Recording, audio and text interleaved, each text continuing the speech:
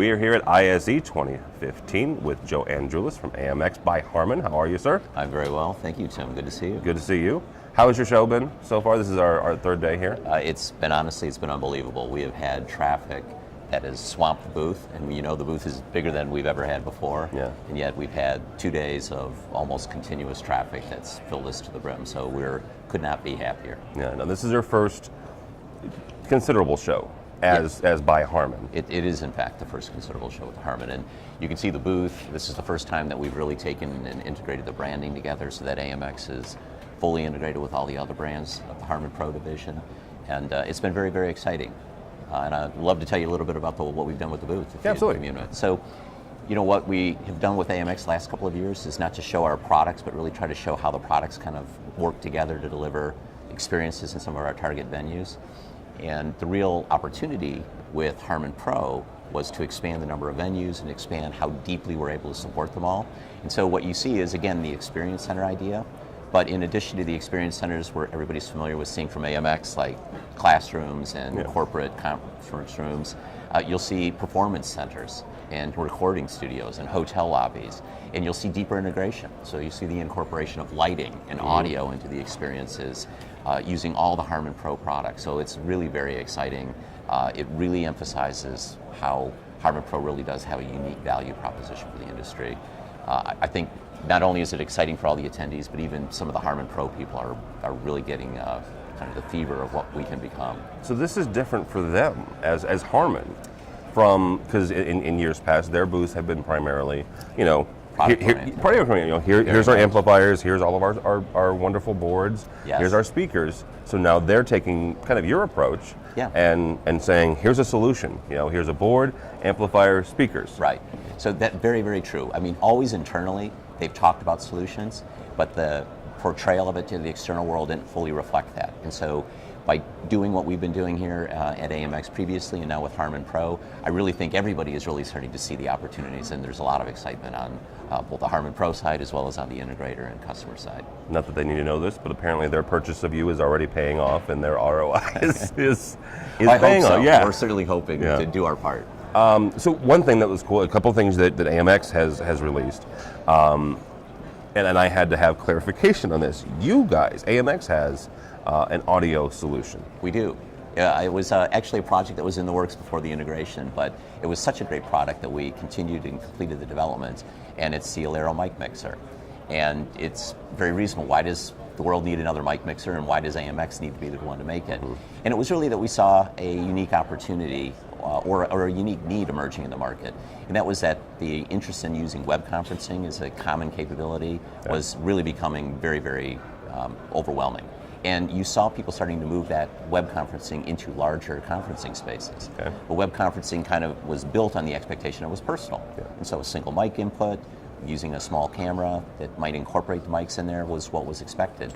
It doesn't really work very well in a larger space. You need more audio pickups in order to get good quality audio. And so we introduced a mic mixer specifically targeting web conferencing in larger spaces. It has 8 inputs. And most importantly, it's auto setup, so that it automatically detects the acoustics of the environment and actually does continuous dynamic tuning of the acoustics and the DSP parameters to optimize the audio experience. In addition, as a USB out, which is real important. When you're conferencing, you need to directly connect it to a PC, so USB is an important feature. It's very aggressively priced, and it even includes VTC connectivity, so that it still could be used as a single mic mixer in a multi-use VTC web conferencing hybrid room. So we're excited by what it could do for us, and mostly excited by how easy it makes web conferencing. Okay, so let's start with AMX. You guys are control, you do video. Yeah. You're getting into an interesting area here with this auto mixer, and also a really great camera.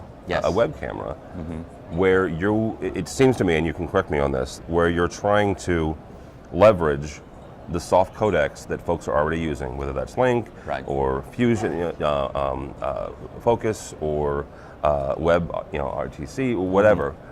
Is that on purpose? Did you see that, or is this just like, hey, we have these 2 great products? Oh no, it was the products were very much driven by what we saw was this demand for using web conferencing. It's convenient, it's relatively low cost, very IT-centric, and Yes. IT is starting to play a big hand in all AV environments these days. So we just saw that they were putting it in there, and yet it was a kind of unsatisfying experience. The camera was not, most of the web conferencing cameras weren't built with the expectation they'd be used in a room rather than a direct personal PC environment, and same thing with the audio side. So we've really just tried to fill in some gaps here to help our customers do what they wanted to do, and we're in fact doing. Okay. You mentioned the auto configuration. You have a few more new chassis, rather. Yes, we do. That has some auto detection features, right? I asked you when you said new chassis. I said, well, that's great. You just put a new paint job on them and call them new. But they actually do some new things for the integrator. Yes, they do. So we're talking about the Innova DGX, which is our large infrastructure digital matrix switchers. And what we've done is introduce a new line of chassis. It's the 100 series, and it will replace the existing DGX on a chassis by chassis basis. So there's an 8, 16, 32, and 64 by 64 configuration. Has all the features that people kind of know and love about the DGX, but has some real important additional features, really much targeted towards making the install experience much better. So one of the great new user features is enhanced audio support. Okay. So it does the things you'd expect. It does independent routing of all the audio on all of the video channels, but it also includes some additional either 8 or 16 audio-only inputs for so that you actually have in a, say, 64 by 64 chassis, 80 completely independently routable audio channels. But most significantly, we've added a DSP output, or a DSP capability on every single output. And the importance of that is that it lets you tune the audio experience for each of the destination spaces on a line-by-line basis. Yeah. So you can, it's got a 10-band equalizer, it has ability to adjust sync delays and other sorts of things you'd expect from a signal processor, just so that the audio experience is not just delivered, but it's optimized. Yeah. One of the things that we've talked about, you and I have talked about, and some other manufacturers, is helping the integrator get into a system and get out of an installation as quickly as possible. Yes. How is AMX doing that? Is this DGX one of them? And yes, that's actually one of the other big features of the DGX. So a big matrix switcher is a complicated animal. It includes a lot of inputs and outputs, and setting them up can take a significant amount of time. So we were really looking ways to simplify that experience. And actually we've gotten great kudos from our dealer community on how easy the DVX was to set up. And so we try to learn a lot of lessons from that. And so some of the things we've inherited from the DVX and now are in the Innova DGX, the large scale matrix switcher, are auto detection of all the endpoints, so that as you plug in receivers and transmitters, they're automatically detected and they're automatically set up. All of those devices are now moved behind an independent network, so it's got a dual NIC integrated into it. So now the DGX only has a single IP address, and all the other devices are on a private network behind it. And probably even more important than any of that is all of the features of the DGX can now be configured through a HTML5 hosted web page. Yeah. And this web page can be, you could tune into the DGX directly from, say, an iPad that you can walk around room by room. And it's a live interface. It will show you the traffic on every single channel, input and output. It will let you monitor the link quality. If there's a link problem, it'll show you where along the signal path the problem arises so that you can easily do remediation. Yeah. And it also lets you take advantage of all those signal processing features I just mentioned. So you can walk into a space, you can dynamically adjust the DSP functionality on each one of the outputs so that the audio experience is exactly what you want it to be. And like I say, you can do this without any external software, making the experience for setting up a DGX pretty painless. Okay. So we were at ISE, Integrated Systems Europe. Yes. Are there any products or, not services, because obviously you guys are service oriented, but is there anything in this booth that you brought to Europe specifically for the European market? Or is it, you guys are, this is AMX and this is who we are? Most of these features are pretty global. Okay. So there's really, all of these features I think are going to be very well received in all the different markets. A couple of other things, I'll continue on that same line of enhancements. We've also made some nice enhancements to RPM, our configuration system.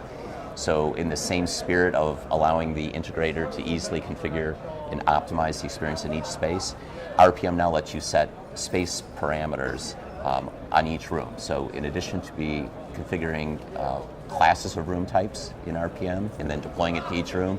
You can then go into each room and set local parameters like relay delays that will vary a little bit from room to room about how long it takes a screen to descend or shades to descend, or the dial-in number for the room. So you don't have to do that through programming anymore. It can be done through a web configurator hosted on the local master controller. And then on the output side, we've enhanced our resource management suite, our monitoring software, so that now one of the biggest maintenance topics that you have, which is upgrading firmware, is now fully automated. So through RMS, you can select any type of firmware that you want to upgrade. RMS will automatically detect all the devices within your global community that are a candidate for that firmware upgrade. It lets you select if there are any that you don't want to be part of the upgrade process, and then let you kick it off.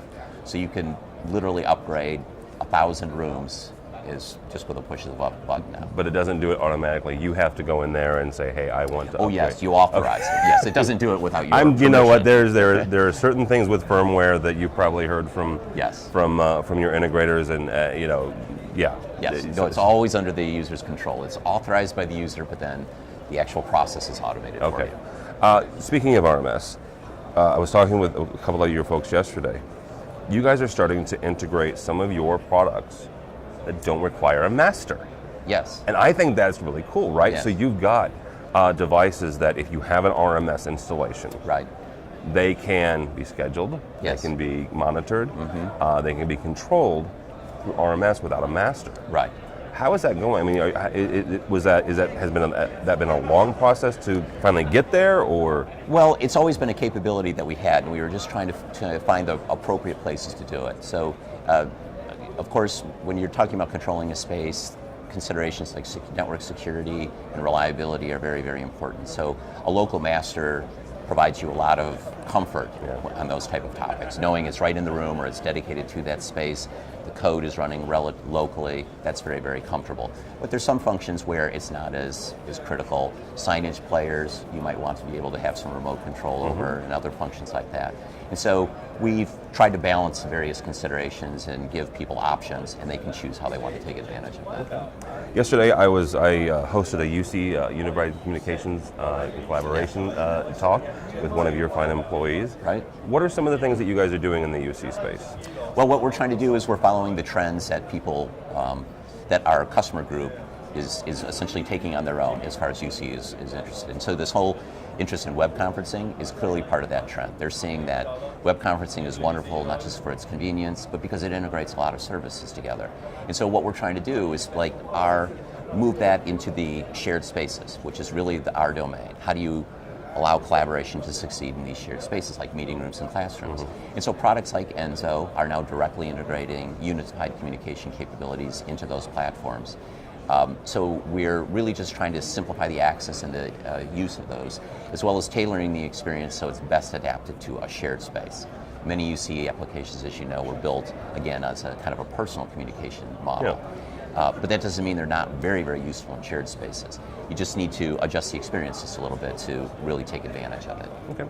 As we wrap up here, is there something that if someone did come to your booth and was walking around, maybe missed something, or obviously for folks who weren't able to make it to ISE, what's one or two things that you guys this is what you want to make sure that people know about and see here? Well, the products that we released, I think I've covered quite well. Yeah. So really, if somebody were visiting us here at ISE or just experiencing Harman Pro generally, is to really appreciate the benefits of how all of the different product lines of the different brands here can come together to deliver complete experiences, and how Harman Pro can just uniquely support dealers and end users to get all those capabilities with less integration hassles.